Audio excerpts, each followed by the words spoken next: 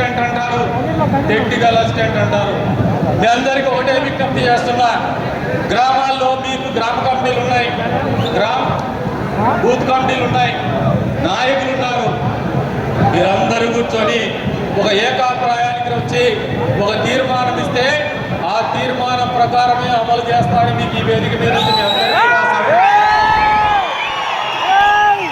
తీర్మానం చేసే క్రమంలో ఎక్కడైనా మిత్రధర్మం పాటిస్తూ మనకు 1-2 చోట్ల కూడా వాళ్ళ బీజేపీ జనసేన పార్టీలకు ఏదైనా మంచి జరుగుతుంది, లేదు వాళ్ళు మన ముందుకు ఏదైనా ప్రతిపాదన తెస్తే మనస్ఫూర్తిగా దాన్ని ఆహ్వానిస్తాము. ఖచ్చితంగా వాళ్ళ గౌరవాన్ని, వాళ్ళ గుర్తింపు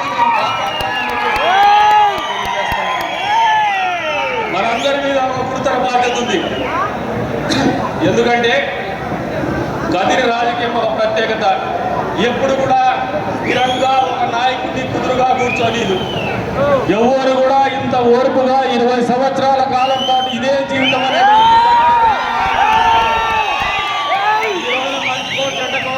మీరు చూపించినటువంటి ప్రేమ, మీరు చూపించినటువంటి ఆప్యాయత, అభిమానం, నమ్మకం నన్ను నిలబెట్టింది 20 సంవత్సరాల పాటు. మరి ఇంత గురుతర బాధ్యత, ఇంత ప్రేమని, ఇంత అభిమానాన్ని, ఇంత నమ్మకాన్ని నిలబెట్టుకోవాల్సినటువంటి బాధ్యత నా మీద ఉందనేది నేను ఎప్పుడు కూడా ఆలోచిస్తూనే ఉంటాను. అందుకే చెప్తున్నా, గతంలో చూసినటువంటి ప్రసాద్ కంటే కూడా భిన్నమైన ప్రసాద్ మీరు 5 సంవత్సరాల పాటు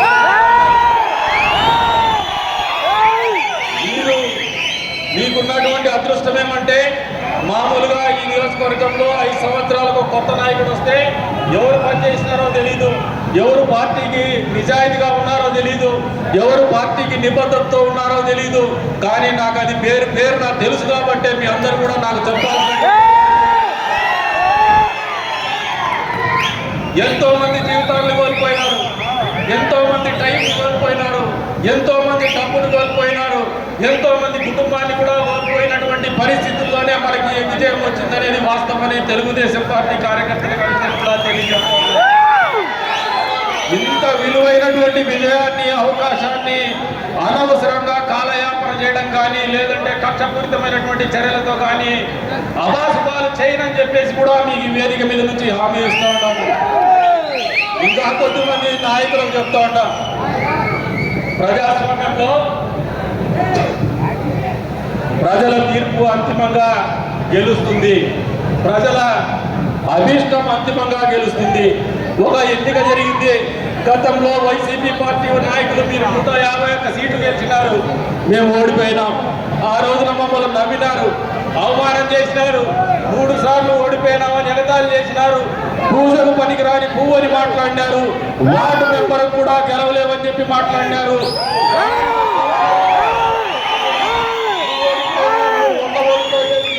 కూడా మాట్లాడినారు. ఇవన్నీ కూడా మనసులో ఉండొచ్చు, కానీ మాకు ఒక రకంగా గురుతరమైనటువంటి బాధ్యతను గుర్తు చేసినారు. దాన్ని మనసులో పెట్టుకొని కక్ష అనేది మా మనసులో లేదని వాస్తవానికి సందర్భంగా తెలియజేస్తా ఉన్నాను. మరి ఇన్ని మాటలు మాట్లాడినటువంటి నాయకులకు ఈరోజు ఈ వేదిక మీద నుంచి చెప్తున్నారు, ప్రజలు ఒక తీర్పిచ్చినారు. 164 సీట్లు, 53% ఓట్లు తెలుగుదేశం పార్టీకి ఇచ్చినారు. గౌరవించమని చెప్పేసి కోరుతా ఉన్నాను. ఇంకా పట్టుమని 15 రోజులు కాలేదు, అప్పుడే పైరవీలు చేస్తూ ఉన్నారు, ప్రయత్నాలు చేస్తూ ఉన్నారు, మా మీద ఒత్తిడి రకరకాల మాధ్యమాల ద్వారా తేవాలని చెప్పేసి ఆలోచన చేస్తూ ఉన్నారు.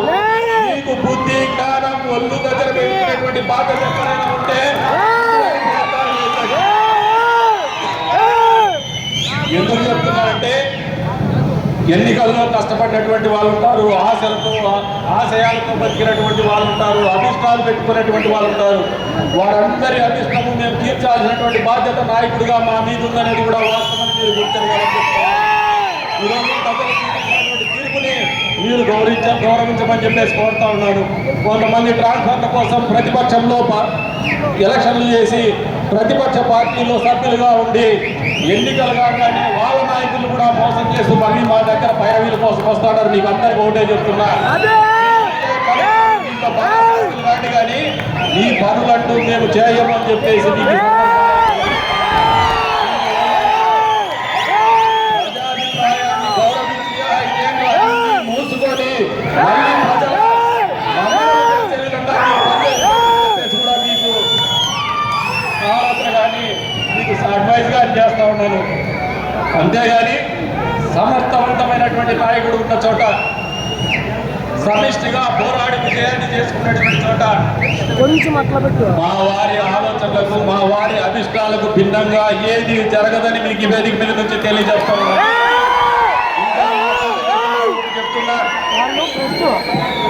ఈ విజయం అనేది ఏదో పక్క నియోజకవర్గాల్లో 30,000 40,000 గాలి వాటంలో వచ్చినటువంటి విజయం కాదు. మీరు ఒకసారి గమనిస్తే పెద్దిరెడ్డి రామచంద్రారెడ్డి పుడిననుకొని 10 సార్లు పదే ఒక మండల పార్టీ కార్యకర్త కంటే అధ్వానంగా ఒక రాష్ట్ర మంత్రి, ఒక జిల్లా ఇన్ఛార్జ్ మంత్రి గ్రామాన తిరిగినటువంటి పరిస్థితుల్లో మనం గెలిచినామనేది మీరు అందరూ గుర్తుపెట్టుకోవాలా. మతోన్మాదం పెచ్చరిల్లినటువంటి వ్యక్తిని తీసుకొచ్చి ఎన్నికల్లో పోటీ చేసి ఈ ప్రాంతం బాగోగులు ఆలోచన చేయకుండా, భవిష్యత్తు ఆలోచన చేయకుండా మతాన్ని రెచ్చగొట్టి రాజకీయ లబ్ధి పొందాలనే ఆలోచనలో నుంచి ఎన్నికలు నిర్వహించుకున్నామనేది మీరు అందరూ గమనించుకోవాలా. ఇన్ని ఆటుపోట్లు, ఇన్ని సవాళ్ళు ఎదుర్కొని వచ్చినటువంటి ఈ విజయం అయితే సునాయాసంగా వచ్చింది కాదనేది మీరు అందరూ గుర్తిరగల. ఇంత విజయాన్ని అందించినటువంటి ప్రజలకు మనం చేయాల్సినటువంటి బాధ్యత మనందరి మీద ఉందని మీరు అందరూ కూడా గమనించుకోండి. చిన్న వాటి కోసం మామూలుగా రాజకీయాల్లో ఎన్నికలు కాగానే మీరు ఫీల్డ్ అసిస్టెంట్ల కోసము, స్టోర్ల కోసము, లేదంటే యానిమేటర్ పోస్టుల కోసం గొడవలు పడద్దని చెప్పేసి కూడా మీకు ఈ సందర్భంగా తెలియజేస్తా ఉన్నాను. గ్రూపులు కట్టద్దని చెప్పేసి కూడా తెలియజేస్తా ఉన్నాను. మీ అందరి బాగోగులు చూసేటువంటి నాయకత్వం ఇక్కడ ఉంది. మీ అందరి కష్టాలు తెలిసినటువంటి వ్యక్తిగా, ఎన్నికల్లో తెలిసినటువంటి వ్యక్తిగా మీకు ఒకటి కాకపోతే ఇంకొకటైనా అందివ్వగలిగినటువంటి శక్తి సామర్థ్యాలు ఉన్నటువంటి నాయకత్వాన్ని మీరు ఇన్ని రోజులు ఎంత వింటున్నారు అనేది వాస్తవాన్ని మీరు గమనించుకోమంటాడు. అందుకే మీ అందరికీ విజ్ఞప్తి చేస్తా ఉన్నా, ఈ చిన్న పోస్టుల కోసము, స్టోర్ల కోసము, ఇంకొక దాని కోసము మీరు గ్రామాల్లో గ్రూపులు పెట్టుకొని ప్రత్యర్థులకు బలాన్ని అందించండి. వారి ప్రజల చూపుల్లో తగ్గిపోవద్దండి అని చెప్పేసి కూడా మీ అందరినీ కూడా కోరుతా ఉన్నాను. ఇది పార్టీకి ఒక పద్ధతి ఉంది, గ్రామాల్లో కమిటీలు ఉన్నాయి. మీరు అందరూ చేసేటువంటి సమిష్టి నిర్ణయానికి మేము కట్టుబడి ఉంటామని చెప్పేసి కూడా మరొకసారి మీ అందరికి కూడా విజ్ఞప్తి చేస్తూ ఉన్నాను. ఈ రోజున మనందరి గురుతర బాధ్యత ఒకటే, ఈ నియోజకవర్గం బాగుపడాలా, ఈ నియోజకవర్గంలో మంచి జరగాలా. మనం ఒకసారి తమాషైన వ్యవహారంలో రాజకీయాలు చేసినాం 20 సంవత్సరాల కాలం పాటు. ఒకసారి మనం గెలిస్తేనేమో మనకు అధికారం లేదు, ప్రతిపక్షంలో ఉన్నాం, పోరాడాల్సినటువంటి ప్రతిపక్షంలో ఉన్నాం.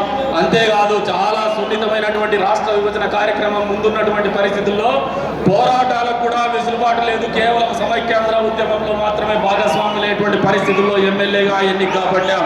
మళ్ళీ ఒకసారి చూస్తే 800 ఓట్లతో మనం ఓడిపోయేసి తమాషైనటువంటి పరిస్థితుల్లో గెలిచినోడు ఈ పార్టీ లేకొస్తే మనం ఎక్కడున్నామో, అధికార పక్షంలో ఉన్నామో, ప్రతిపక్షంలో ఉన్నామో, లేదు త్రిశంకు సర్గంలో ఉన్నామో తెలియనటువంటి పరిస్థితుల్లో రాజకీయాలు చేసినాం.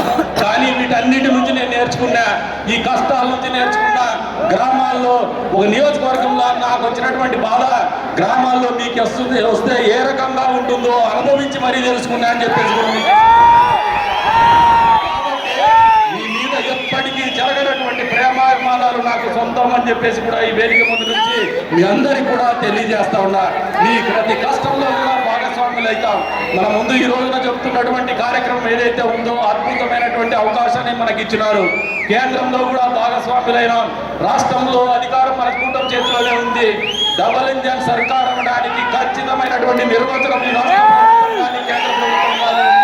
మరి ఇంత పెద్ద ఎత్తున ప్రజల ఆలోచనకు అనుగుణంగా ఏర్పడినటువంటి ప్రభుత్వాలు ఏర్పడిన తర్వాత కూడా, విజయాన్ని మనకు అందించిన తర్వాత కూడా ఈ నియోజకవర్గంలో మంచి జరగకపోతే, అభివృద్ధి జరగకపోతే, మార్పు రాకపోతే మాత్రం మనం చరిత్రహీనులుగా మిగిలిపోతామనేది కూడా మీరందరూ గ్రహించుకోమంటున్నారు. అందుకే ప్రతి నిమిషము విలువైండేది, ప్రతి కార్యక్రమము విలువైండేది. ఈ నియోజకవర్గంలో ఇందాక పెద్దలు చెప్పినారు లక్ష్మీ నరసింహస్వామి గురించి. మేము ఆశించింది అది కాదు. మేము ఆశించిన దాంట్లో ఇప్పటి వరకు లక్ష్మీ నరసింహస్వామి దేవస్థానానికి చేస్తుండేది 0.00001% మాత్రమే. ముందుండేది 99.99999% చేయాల్సినటువంటి బాధ్యత మా మీద ఉంటుందని చెప్పేసి కూడా ఈ సందర్భంగా తెలియజేస్తున్నాను. అందుకు మాకు కేంద్ర ప్రభుత్వ సహాయ సహకారాలు కూడా అవసరం ఉంటుంది. ఒక పెద్ద ఆలోచనతో ముందుకు పోతున్నాను. మీరందరూ కూడా కార్యకర్తలు కూడా నన్ను ఈసారి పనిచేయడానికి అనుమతించాలి. మీరు చిన్న చిన్న వర్గాలతో ఇబ్బంది పెట్టద్దని చెప్తున్నాను. మీ జీవితంలో కానీ మీ కుటుంబంలో వచ్చినటువంటి ప్రతి కష్టానికి పార్టీ నాయకత్వం అండగా ఉంటుందనేది వాస్తవమే. మీరు ఎరగండి. ఆ పోస్ట్ ఉంటేనే మీ ఇంట్లో అన్నం జరగదు. పోస్ట్ లేకపోయినా మీకు ఏదో ఒక రకంగా ఆదుకునేటువంటి కార్యక్రమం తెలుగుదేశం పార్టీ చేస్తుంది కూడా ఈ సందర్భంగా తెలియజేస్తున్నాను. కాబట్టి కార్యముందులు కండి, ముందుకు పోదాం, కలిసి నడుద్దాం. వేదిక మీద ఉన్నటువంటి అనుభవజ్ఞులైనటువంటి నాయకులు ఉన్నారు. బీజేపీ పార్టీ సహాయ సహకారాలు కూడా తీసుకుందాం. జనసేన పార్టీ సహాయ సహకారాలు వాళ్ళ శక్తిని కూడా మనలతో పాటు కూడగట్టుకుందాం.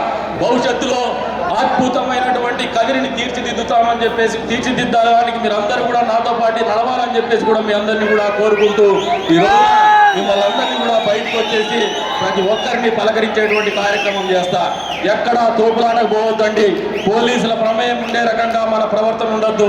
అందరూ కూడా మా ఇంట్లో కార్యక్రమం ఇది, నాకు అటువంటి అవకాశం రాదు. ఎందుకంటే మామూలుగా శుభ కార్యక్రమాలు జరగాలంటే ఇంట్లో పిల్లలు ఎవరెవరు ఉండాలా, అటువంటిది లేదు. కాబట్టి మీ అందరినీ పిలిచి మిమ్మల్ని ఒక పూట అన్నం పెట్టేసి మా ఇంట్లో కార్యక్రమంగా మిమ్మల్ని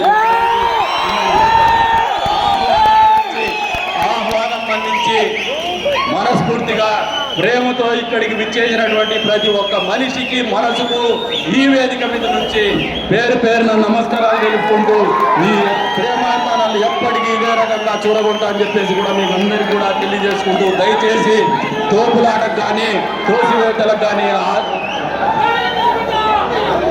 తోపులాటకు అవకాశం కల్పించద్దని చెప్పేసి కూడా కోరుకుంటూ అందరూ కూడా ప్రతి ఒక్కరూ ఓర్పుగా అందరినీ కూర్చోబెట్టి భోజనాలు పెట్టాలని ఆలోచనతో చేసినటువంటి కార్యక్రమం ఇదే. ప్రతి ఒక్కరి ఇంట్లో ఒక శుభకార్యం ఇది.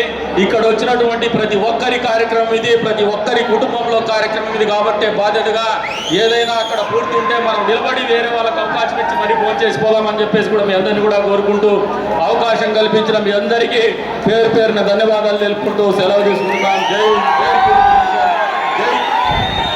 ఎన్డీఏ, జై నరేంద్ర మోడీ, జై పవన్ కళ్యాణ్.